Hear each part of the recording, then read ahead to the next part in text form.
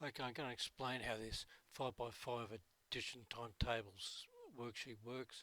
If you press on anything at the start before you do anything, they will just disappear. Doesn't matter what you write in there, 9, it just disappears. So you go to the start button, hit the start button, and once the start button has been hit, you can start your work. So here we got 9 and 11 and 10. As you can see, I'm a very slow typist, and I even double click things and get completely ridiculous answers. So I had to fix those up, and you keep moving on. I'll just keep quiet for a second. You can pause the game. At any stage you can pause the game and check your answers. I've checked them, they're all correct. And then you can hit continue.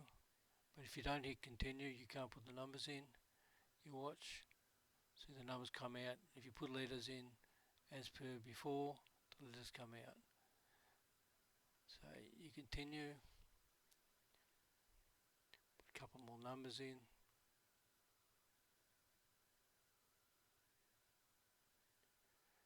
And just pause the game. And then you can check your answers again. So this is a handy feature for those that are not sure of their numbers. Make sure you pause before you check, because if you pause before the check, the timer stops. Because the time's how you go. I just reset it, going to reset it all. Here we go, quit new, get a new set of numbers. And I can't start, come on. Don't know what I'm doing there.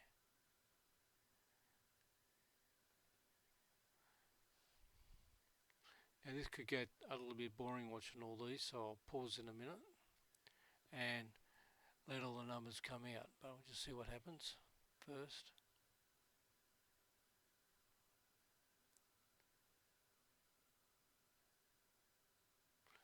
I'll fast forward them.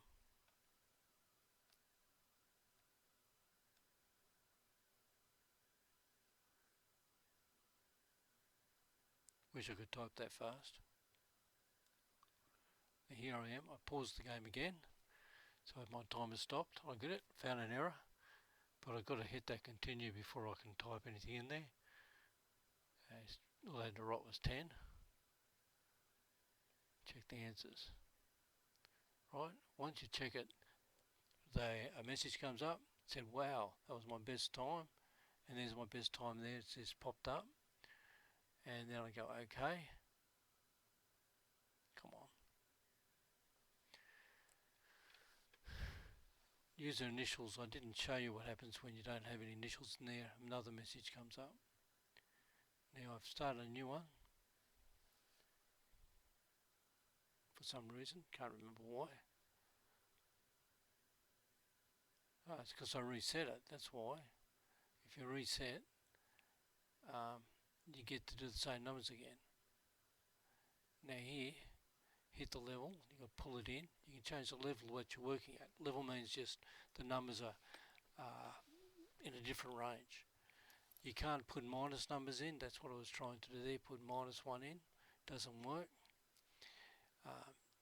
You can back it off, and I'll probably put 2 in. Yeah, that's 2. The number at the top. Yeah, you have a maximum and a minimum. Doesn't really matter if you get it modelled up. Don't know the difference. It'll work it out. Now I'll put that one as 200. So now I'm changing this to 260. I close it. To get it to activate, you actually have to do this, hit the quit, and it resets itself. And reset to those new numbers, which are between 200 and 260. And you can have fun doing larger numbers. You might need pen and paper. And I'm just going to change the level again. This time, just to show you that there's a maximum, I put in a big number, and it says, as it comes in, that the maximum value is 49998. So you can't get a bit bigger than that on the page. This one, even though I make that minus, it just goes straight back to 1. So the minimum value is 1. Now I'm going to change the numbers again. Come on. know, I'm sitting there thinking about it. Change this number to 4499992, I think. No, 6. Now 49996 is only 2 less than 4998. And it says the biggest number has to be at least 6 greater than the minimum number. That's to do with the program.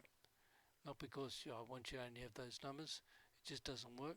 So I changed that to 4990, 9990. And I start again.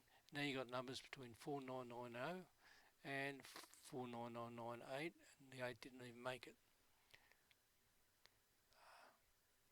So there's that.